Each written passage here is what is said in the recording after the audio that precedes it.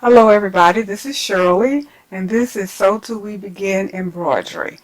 I am finally back. I know on my last video I mentioned to you that I would be moving and that it would be a while before I was able to upload a video.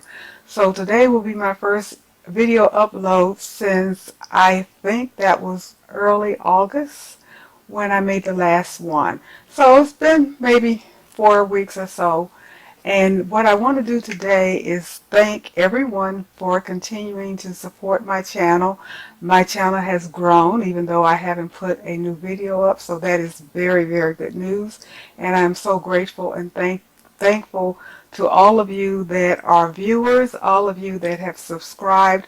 And I am asking you, if you do like the video well enough to view it, can you please subscribe, hit the like button and the share, and make sure you hit that notification bell, and down there please subscribe. That's very important, and I do appreciate all of you that have done that.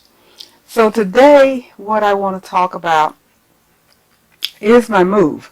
So I know I had a couple of comments asking about information about myself and getting to know me, so this will be an opportunity for you to get to know me just a little bit.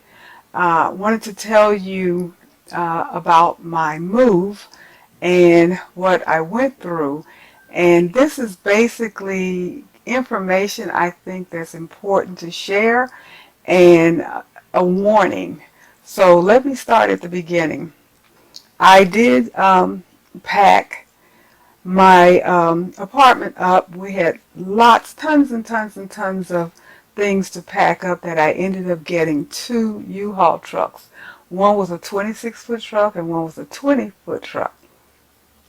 And so therefore we had a caravan with a couple of cars and a couple of trucks.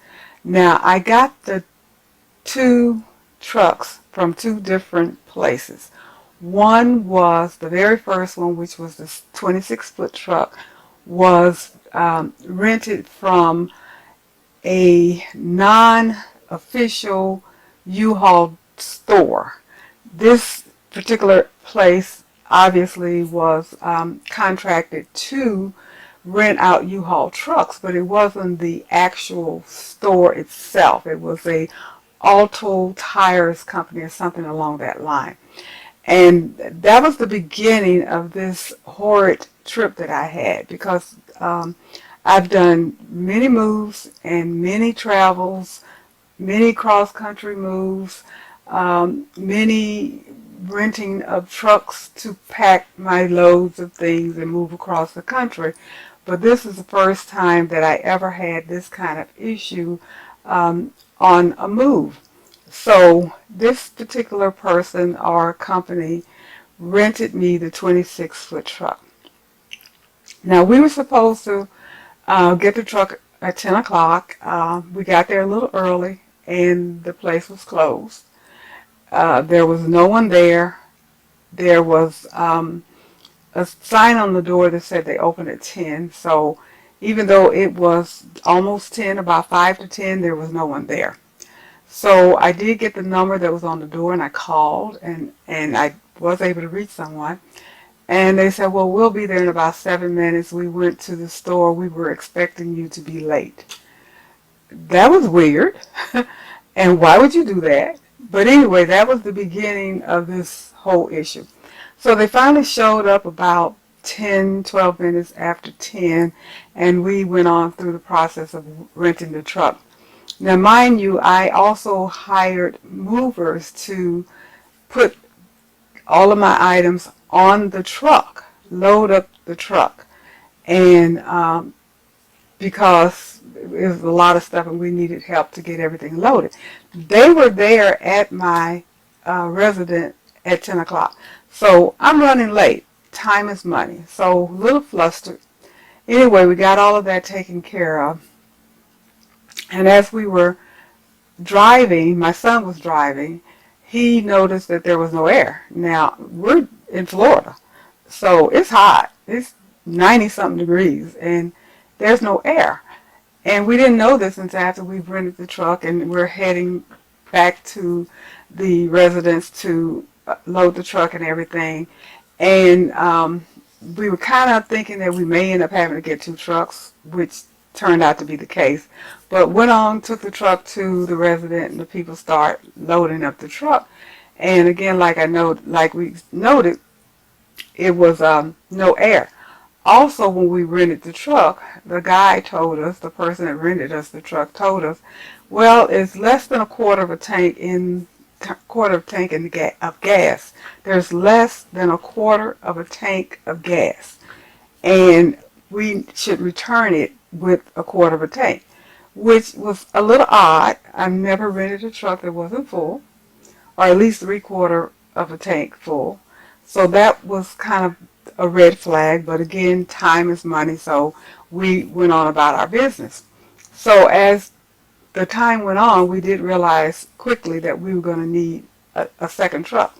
So my son and I headed out to a different U-Haul dealer, because I checked to see who has a 20-foot truck, because we thought that was the size we needed to get the remaining items loaded.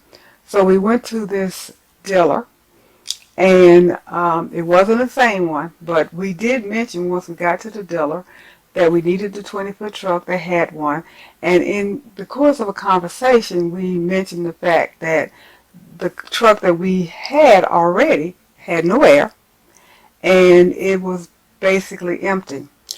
So we were advised to send in a customer objection complaint about this to get some type of restitution for the fact that the truck had no air and basically had no gas. So that was my plan to do pretty much after the move and everything, because right at this moment we're really concentrating on getting the truck loaded and so forth and so on. So we finally got everything loaded, and we were able to go ahead and make the move the next day.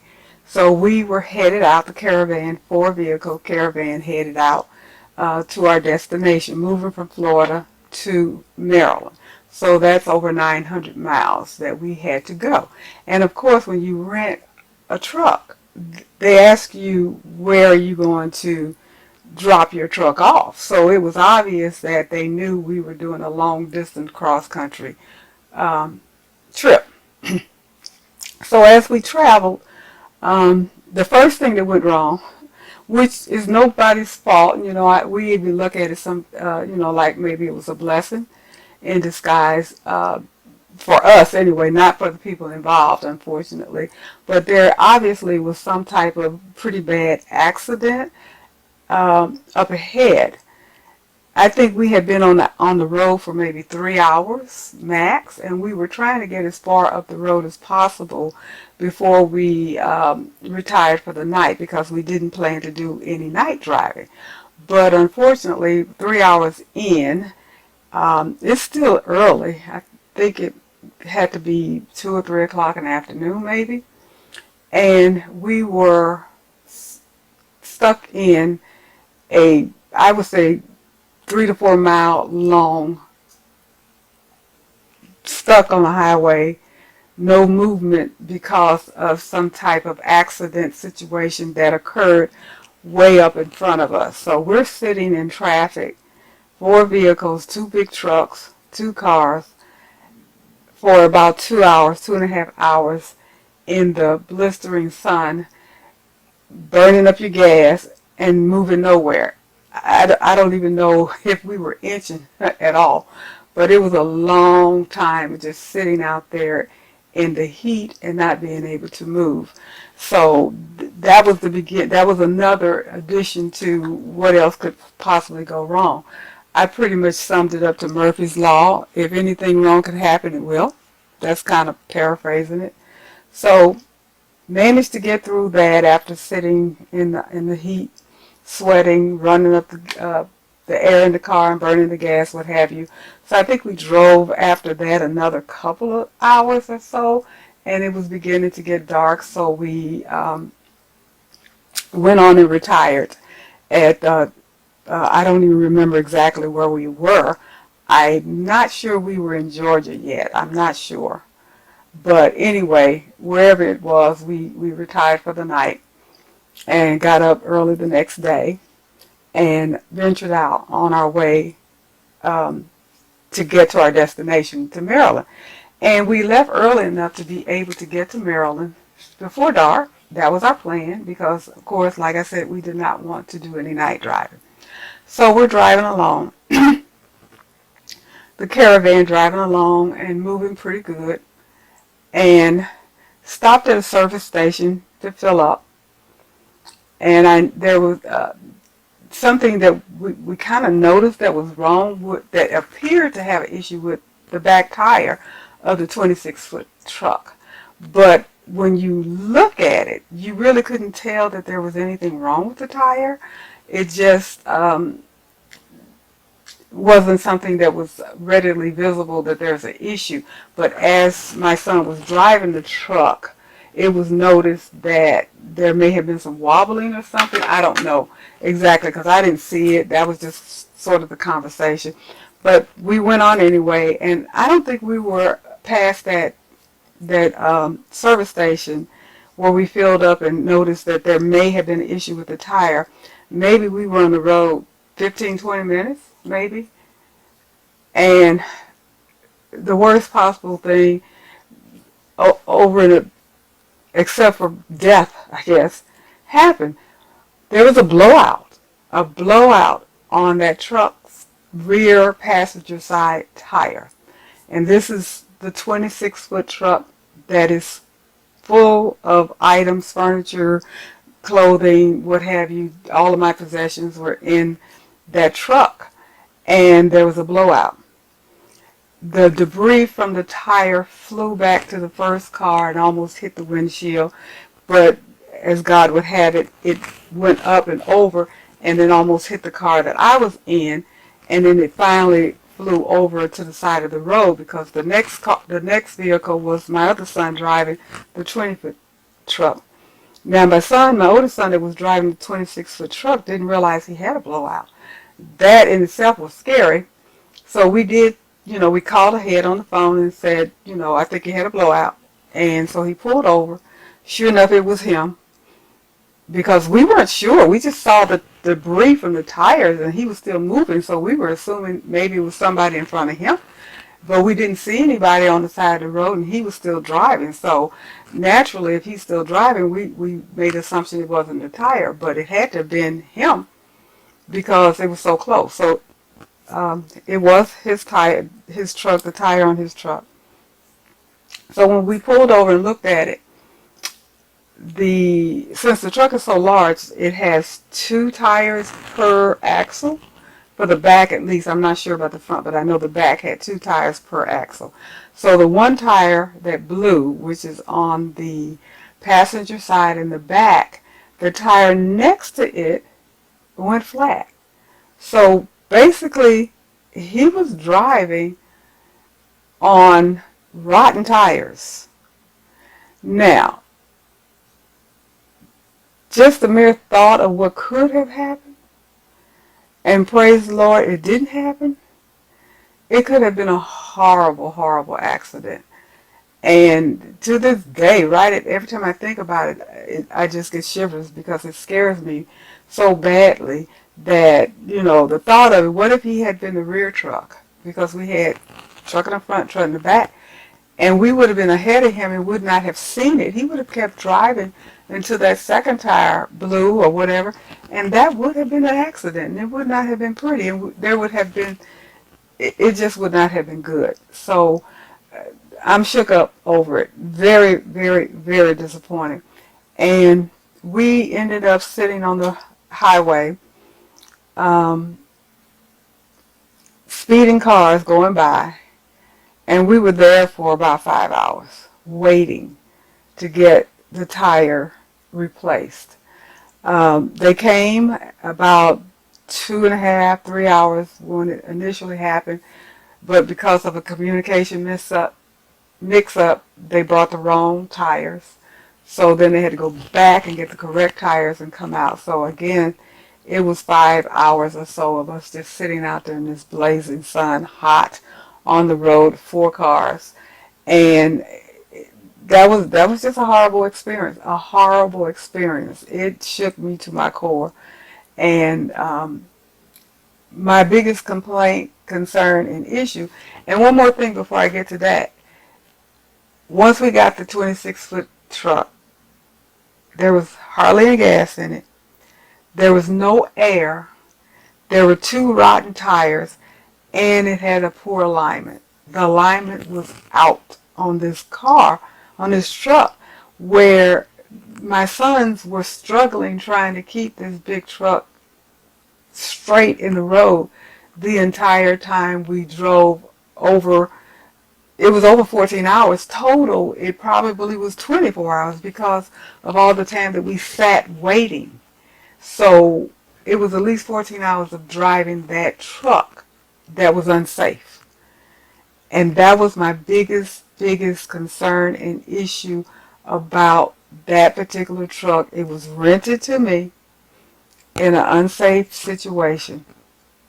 And the reason I'm bringing this up is I don't feel like I was treated fairly, like a consumer should be when they have been put at risk because of the negligence of the person that rented that truck to us. Obviously, it had not been checked out to make sure it was safe, and it could have been far worse than what it was. So you say, okay, Shirley, why are you telling me this and putting it all on video? It's because I made a request to the company that I be refunded because we were rented an unsafe truck and we had a horrible experience with it.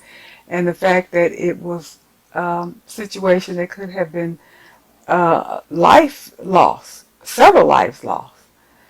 And I was pretty much placated.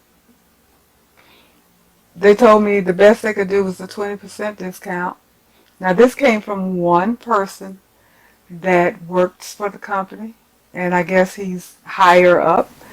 I did speak to a person that had a title of CEO, and this person was willing to reimburse me a significant amount of money back towards the truck. And that didn't happen because his boss, the one that gave me the 20%, denied his request. So again, they didn't think that me and my family were worth compensation for what we went through, what we experienced, the fear and the shock and the whole situation in itself, in my opinion, was worth a refund. But to send a truck over across country that's unsafe, poor alignment, rotten tires, no air, and no gas, and you don't think that that situation deemed you refunding my money? No, shame on you, U-Haul. Shame on you. Yes, it was U-Haul. Most people, or a lot of people, use that company. I use that company, and I've used it a lot, but I never will again. And what I am saying, and the why I'm saying it, is not so much to boycott them or anything like that. It's just that I'm just putting this information out there because the first and foremost, when you're renting a truck from any company, please make sure the truck is safe. Pick it up early enough so you'll have time to inspect it thoroughly. Make sure that everything is the way it's supposed to be. And if it's not, don't get the truck. And I, for one, will never ever rent from U-Haul again.